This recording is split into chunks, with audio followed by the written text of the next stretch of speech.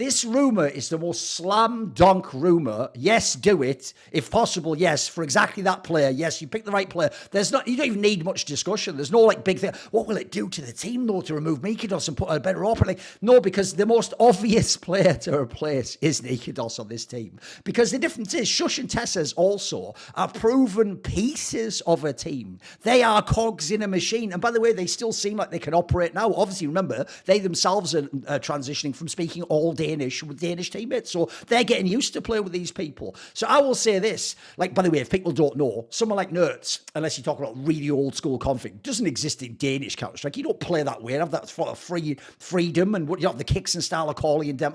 Their system's a much more structured approach. So the only person I look at, and it's just an obvious one, even though now it's because we can tease this rumor, is the Nikedos one. Because as you say, there's so many people trying to defend this guy.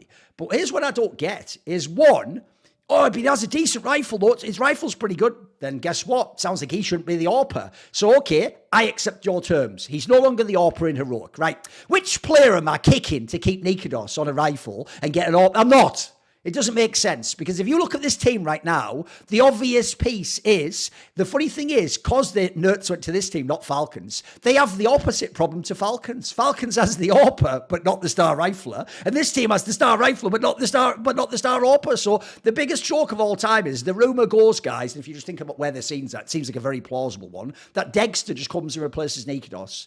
And you look at that lineup on paper, and one of the reasons why, I'm not just like, that's interesting. How would that work? But Dexter hasn't really played, and I don't even let any of that get to me, mate, because I know, like, if you ever check out, like, go watch some POVs on YouTube, guys, of Dexter. If you ever see this guy's skill set, like, he is really fucking good. Like, he is one of those people, even if you want to say that whole thing, but he's toxic it up, which we can get to in a second if you want. Even if people want to shade it and he's toxic and a bad teamer, well, you know what? I think I know why, because he knows how fucking good he is. You know what it's like when some players are like that, mate. Some players, when they know I'm always going to be the best in the server, and if you give me my gun, I will get the kills. That can make you toxic, by the way, because essentially, in a sense, it's a different way of seeing the game. It's how some stars see it. You see the game as, in a way, you think I'm being toxic or selfish when I say, give me my gun, give me my spot, do what I say. But what I'm actually telling you is, I will deliver though. Like, look, I'll give you the results. I'll win the round. Look at my numbers. I'll give you the rest of the system. Now, you can go into a whole separate thing of like, how does it affect the team culture? That's all great. First of all, in this team, Maniac, we can't have that conversation.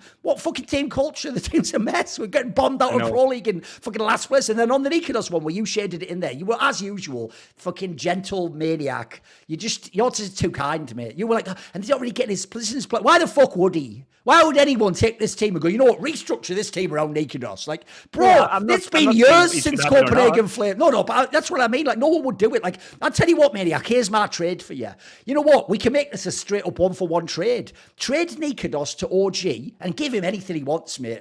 Build the whole team around him. Give him a fucking foot rub before the game. Have a fucking ticker tape parade if he carries a half. Because I tell you what, get him out of this team, mate. Like, this team, it's just so, if this rumor is true, it's a slam dunk you do it, in my opinion. Even anyone saying it's a gamble, the gamble's worth it. When you say it's a gamble, guys, don't, just because it could go badly doesn't mean you don't do it. What you ask is the upside of the gamble worth it? And I think if you look at the idea of, if this works and Degster is like OG Degster, I'm not even going to say the one from Spirit years ago. That was years ago in CSGO. If he's like OG Degster, this team will actually potentially fly, mate. They'll actually be good at this point in time. I think it'll be really fire. I mean, the upside of the gamble is interesting enough. It's intriguing enough. I'll put it this way. On the Dexter angle, I think it's interesting to talk about like the possible toxicity, because the counter argument that I have, because I used to be a huge fan of Dexter. Like, honestly, when he was in OG, I was very, very big aficionado of his playstyle, his gameplay, and you could see that he was better than what they were doing. He was better than the results they were having. My problem is, why hasn't he become or received not any other opportunity until now? Like, that's the only thing. You know, when you're saying you can only be as toxic as you're good, right? There's like an unspoken rule in probably in life. Actually, it's not just Counter-Strike. It's probably in life in general. Yeah. I do think he probably fared a little bit far from the coast on that one, and sometimes he stepped over the line. Otherwise, a man that strong would never be teamless. Like, he's been teamless for a long time now. I think it's been more than a year that we've had an HTV game that's actually recorded for him, which is kind of crazy considering how strong he is. So I think at some point at the end of his OG stint, he probably overdid it with like the main character syndrome, and this is what I want to do, this is what I want to do because I'm the best. So he probably overdid it. Okay. Now, granted, you can learn from that, and that would be fine. There's plenty of profiles in the history of Counter-Strike who have started slightly too toxic, who had to put some water in their wine, calm down a little bit, and then come in as a more like gentle, disciplined version. That's fine. Maybe that's what happened to Degster. I would be happy. I like the guy. I talked to the guy. I bumped into him a couple times. Sure, rough around the edges. Not exactly always diplomatic. You could say the opposite of what I am sometimes. But I could see that he had a true interest for the game, a true passion for the game, and he's got something for it. So perfect. That's fine. The other angle to that is I think this would test Kixon's leadership, because in the current heroic lineup, I don't believe there is anybody that can be like a grenade thrower in this team. I think Nerds can sometimes be a bit, spontaneous, a bit crazy. He's got some banter on. He flames the opponent. That's By the cool. way, just in case people don't know, Maniac doesn't literally mean throw the utility. It means the idea that like you cause like drama, throw a little drama bomb in the middle of everyone, and you have to deal with it. Yeah, just in case people be a disruptor, right? So I don't think anybody currently on heroic is a disruptor. No, it doesn't seem like it. Sure. No, exactly. Maybe Nerds can be a little bit crazy, but I don't think so. So if you're bringing in Degster for Kixon, you have to know that the dynamics of the team are going to change. Sure. It doesn't mean that it's going to go badly. It doesn't mean it's going to change for the worse. But you're going to have someone who, and here we're making the assumption that we're getting a Degster that is close to what he was or who he was in OG, which is an assumption. I don't know how he's going to show up. Let's assume he is probably the same kind of profile. That's going to have to be someone you need to manage. You need to deal with. You need to manage his attitude, his playstyle, his philosophy of the game, how he affects the rest of the team as well, because Tessis and Shush are relatively quiet guys as well. Can they be affected by that? Can they be affected by someone who has a tendency sometimes to reg next to them? I think there are a couple of challenges that you need to tackle, but I think it's worth it. I think it's worth it anyway to give it a shot. If you are heroic, I think it pushes your ceiling much higher than it was before with Nikodos. So you go ahead, try. And for Kixon, it's a really cool opportunity to showcase to the world that you can be an IGL of a strong character and a strong carry. Not every IGL can deal with a strong carry and a strong character like that. Not everyone could do it. For him, that would be a great moment. Take Degster in, make him work as a part of your system as well, give him the freedom and the possibility to have the impact he knows he can have. I see it as a win-win. But I think it's a bigger if than what we make it out to be. Here's why, if you're both Saw and Kixon, you want this move to happen with all the baggage attached to it. Because one, you get to be the genius that fixed the rehabilitated Degster. Already, by the way, insane feather in your cap for coach or IGL. Secondly, if you're Kixon and you're getting banged out of these tournaments without even making the playoffs, you're not getting the runs you want. If I tell you, you don't get to know, essentially it's like I pretend I don't tell you the name of the player. I just tell you like what I'm offering you in the server. If I tell you what Kixon, I won't tell you the circumstances. You have to just accept it or not at the face value of what I'm saying. Do you want 2 top 20 players? One's an aggressive rifler, one's an carry AWPer. You just snap my hand off, we say in English. They're like, yeah, please, yes, I'll sign whatever it's... Because, mate, everything else, we can figure it out. You know what I mean? We've got Saw. Again, Saw, if you want those big bucks, I heard he went for a decent amount of money, mate, to Heroic, and there's a reason why, like, he was going to that team. And I've even heard he didn't do what the fucking Snappy and players did, which is they were sort of like, if you can match, we'll think about the offer. I heard his show shit was like, hey, guys, I've got the sick offer from Heroic. I'm off to, like, make a team over there. He also thought he was taking his boys with him, by the way, and a bunch of those players, which even to me looks like, I noticed everyone trying to make it like Snappy was disloyal. This guy's trying to take the fucking team with him, mate. It's like, Snappy was in a world just like, maybe I go, maybe I stay, maybe someone comes, maybe they go to Heroic and I build. So already I'll say, if you're Saw, you made this bed for yourself, mate. So you should definitely want this person because he can get you out of trouble. He can quickly make it. So we all forget about this little 2 months. And we just remember, hey, this guy's, he had success in Ents, and then with almost none of the same players in Heroic, he's killing it. That's going to make your rep sick. On the angle of Degster, here's the best part, Maniac. This will actually tell you if he's toxic or not. Are you ready for why?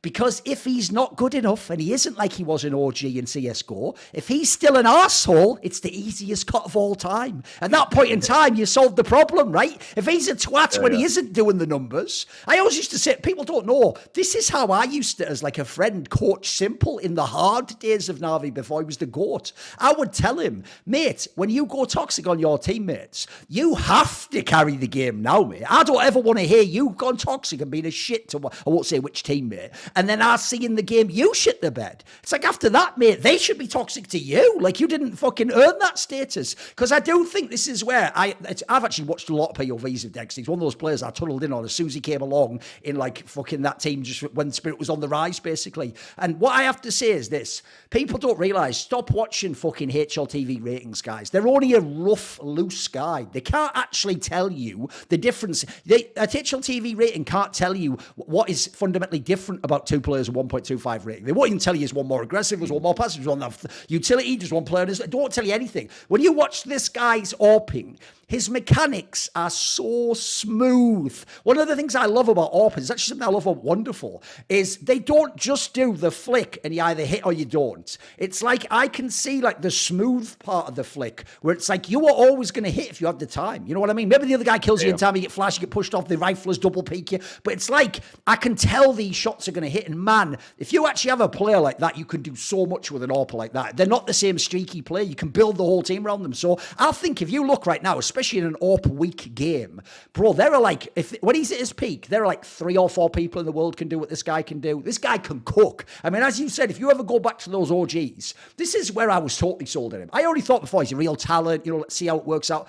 Guys, it wasn't just in Spirit. In OG, if you ever go and look, they are just like barely fucking up all these majors, and he is hard carrying them. Yeah. Like every game, this guy's putting on a fucking, you know, hard hat in a mine, just going to work. And then the problem is the rest of the people in this analogy, I guess, just fuck up their part of the mine, and the mine collapses in on him. Like, but he's doing his job, mate. He's doing the best he can. So to me, here's the way I'd frame it. It's like how we were saying here about the gamble. There's an old player, I could use Simple, by the way, as an example of this, because I'll also just say this, by the way. Before Simple joined Na'Vi, or before Na'Vi became the best, everyone focused on him being toxic. And they were like, maybe that's why the team doesn't win. Oh, I don't know if I'd sign him, he'll ruin and kill your whole team. Everyone now, when he's the GOAT, can look back, oh, yep, of course, Simple, yeah, well, he would have grown. He was always going to mature. No one gave him that opportunity. Everyone said Simple's toxic forever. It's kind of like Smoothie or whatever. Like, fuck this guy. Why would you ever bring him to a team? Like, it doesn't matter how good you are. So I will just say, there's an angle I used to have on this North American League of Legends player. He's called Dardoch, who had the worst reputation ever. He was in a whole bunch of teams that were like, say, 3rd or 4th best in his region and could have been like a champion. He would be mega. You'd watch him in the game. He had an amazing like instinct for ganking as a jungler, and he would like just fight. Essentially, he always had the confidence. Here's another thing I love about toxic guys. Real toxic players, because it often comes from a bit of selfishness or like overconfidence in yourself. What I love is when they actually can like, fucking, they don't get, here's the thing people don't get about Degster. I'll shade it a different way. Bro, who the fuck rates OG lineups? OG's where people like Nexa go and get depressed, mate. OG's where if you're Neofrag, you go, and because you're not calling in check or whatever anymore, you don't have the team builder, you just collapse. Your career goes to shit. You're off. Even Flames after Alexi B was just all right in fucking OG. He wasn't some like play, oh my God, top 20, but no. Everyone was like, you know, he's got skills and his game's a bit sort of streaky. He's probably a bit too aggro, but is he the right pickup? Like, OG isn't the fucking team I'm looking at and going, if you can't make it an OG, how are you going to make it elsewhere? Like, if anything, mate, I look at OG and I'm like, what the fuck did that org do for the last 4 years? You just pissed away all your talents. Like, the joke is half your talents, by the way, now are in the best teams in the world, like Flames, fucking Nexa, like, give me a break. This Degster guy that might be. It's fucking across the board, people. So I think that's a good sign in a fucked up way, Maniac. Because I don't think, this is what I'll never buy. I could believe he's toxic. It wasn't Degster that made the other players play like shit in OG. No. So if he can play like that when they're playing like shit, that's in its own way. That shows the flaws pretty fucking good. His mental's pretty good, if you know what I mean. Not maybe in the like kind way, but he doesn't seem to crumble, if you know what I mean. No, I agree with you. And I think it's something that we touched on in a couple of episodes. I don't know if it was 6-7 episodes back or something, but we talked about how at the end of the day, just being toxic isn't just a 0 or 1 like bipolar sort of setting where you're either are toxic and the team is going to lose, or you are a good teammate and your team is going to win. Like, this is oversimplifying, right? I think I always look at it in the sense of a player's attitude and the effect it has on the people with him, and the end goal is always to win. Sure. And there are teams, there are players who are more equipped to deal with that kind of shit than others. There are people who don't care if someone slaps the desk when they lose. There are people who don't get affected by that. They're cool, like, because somehow their constitution, their character, their personalities, they don't really get affected by. And there are people who actually do not handle it so well, that will regress, and it will actually impact. What if it impacts a leader? What if a leader is someone that gets affected by these kinds of, toxicity? We're going to use that term, or corrosiveness. That's a problem. Then that's an issue. But it's never about just saying, oh, yeah, this player, oh, he rages, he's bad, he's negative, he's toxic. No, it's about like, how does it work in the system that you're in? And also, I don't want to look at players as if they were just a snapshot of a personality and they're going to be the same for 10 years. Like, hopefully, you grow a little bit. You grow older, you learn how to deal with the emotions. You learn how to tap into this passion that you have and the confidence that you have, which is usually the good side of a toxic player, one that's got this superstar attitude. You tap into that positive and you're trying to learn to deal with the negative. You're trying to think about, how is it affecting the people around me? Am I making my team lose? This is how I want every superstar to think. How is my behavior helping my team winning? And if the answer to that question is, I got to take charge, I got to have attitude, I got to have ego, I got to act like a champion, do it. If that's what your teams need to win, do it. You want to win, that's it. But if by your actions you're taking 20% off the game of 3 out of 4 players next to you, then obviously this is not self-serving. Then this is not in your interest at all. And I think this is how I want to look at it. I don't want to look at a degster as just like, oh yeah, he's a single toxic individual. No, not at all. It's the question of, when put into this heroic team, what will be the effect? Will the net difference be a net positive, or would it be a net negative, even though we know he's bringing a lot to the table? That's always my way of looking at it. I never just isolate. I think people oversimplify the topic of who is toxic, who isn't, what does that mean? Like, we are just, in general, we're being very lazy with that concept and what it means to a team. I've got two angles here. The point I was going to make about the Dardoch guy is this. I used to tell people, yeah, but the thing is, when you have prodigious talent, you're not just a talent, because that's the other thing people are doing that's really unfair. That's why I say the rating thing. You're all acting like there's 10 other AWPers we can get who are just the same but not toxic. It's like, there aren't. There's a reason why we're even considering this person, which is that they actually have like exceptional talent potentially. So when you have a player like that, first of all, what I used to say about the Dardoch guy was, yeah, right now maybe he's a problem. Maybe like the downside outweighs the good. But I'll tell you what, it's like a lottery ticket. Everyone who signs him is buying a lottery ticket. And what they're saying is this: you know what? You don't win the lottery by default, but if I do, I'm rich. I get more than ever. So what you're saying when you sign this guy, and this is exactly the right kind of sort of team that should gamble. No, it's not Vitality fucking signed him, guys. He's being signed to a team. It's a gamble. It's not Complexity signed him instead of Halls like that I want. It's someone where like it's worth the gamble. What they're gambling on is, if we're the ones that tame him, fucking hell, the upside just becomes crazy. And that's where I'm going to spin it right back at the end onto Saw.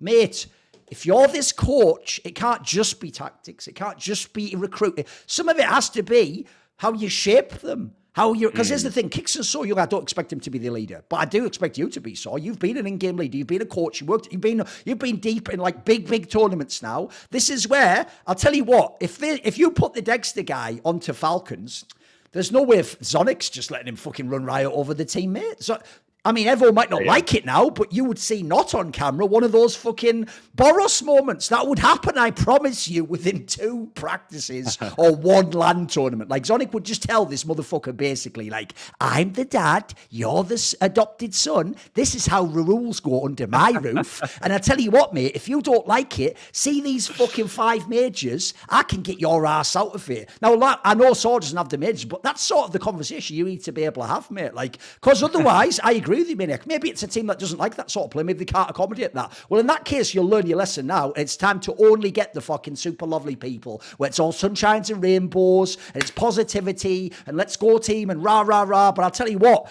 and I'll end on this. Not a lot of amazing talents out there with the AWP that aren't already in teams that are like that. Where is that guy, by the way? Because I'll tell you the other thing about AWPer. One last thing to say, and this is why I purposely drew the analogy to a jungler in League of Legends. Right? In League of Legends, famously, because the jungler can only be in one spot at one time, but everyone wants the jungler to help so they can have a numbers advantage and win their lane, everyone always flames the jungler no matter what when they're losing. I'll tell you what, AWPers also get a lot of flame, because I've always said the reason that role's so hard to carry in is it's binary.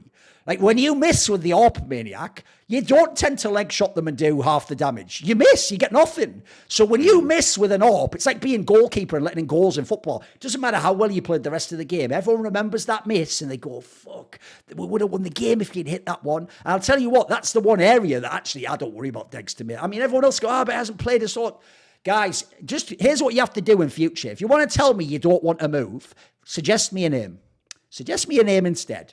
Because I want to know which other player I'm signing to. Like, can you even think of one? What other AWPer can I sign? Come on, give me one. I have one in mind. I have not given up on Zortic quite yet.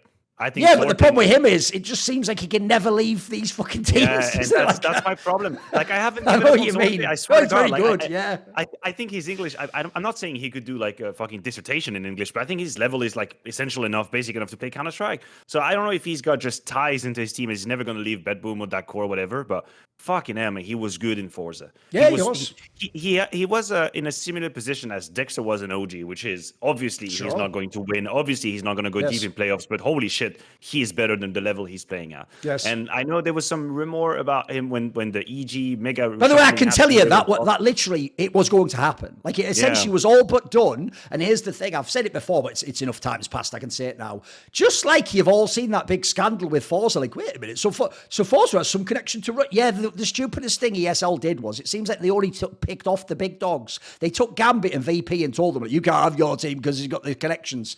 The sponsor of Forza was Lukoil for a long time. I think they might even have had like ownership capacity or something. I haven't looked into it, right? But basically, I was told what happened was, Maniac, that team was real. They were going to make that team with. By the way, Elige wasn't going to call. He was going to that team. Electronic was going. Jax was going. Go ask your boy Jax. By the way, he'll tell you. Well, I don't know if he will tell you. Actually, I can't say that because I can't know that. To be fair, I meant that more colloquially. Like he'll tell you. Like who the fuck knows, right? But what I'll tell you is this: as far as I know, because EG at the time, if you remember, all those people got fired at the top of EG because they were incompetent. Like they just didn't look into it. And I think last minute, maybe I guess they were going to like do the contract or something. They were like, wait a minute. That we'd be sending money into like Russian Federation, and then they're British. Oh my god! Because remember, they're like an American August, like. So I think, as far as I know, they fucked it. So the saddest thing was, in that moment, he was out. I believe he was going to be on a team, and then we would have seen all this potential. Because I agree, by the way. Obviously, I'm not really focusing on Forza at this tournament, but that's another play. You watch the eye test of. It's just a really good player, mate. Just a really good player, right? He's fading. He's in Bedboom right now, and I worry because I think he's fading a little bit.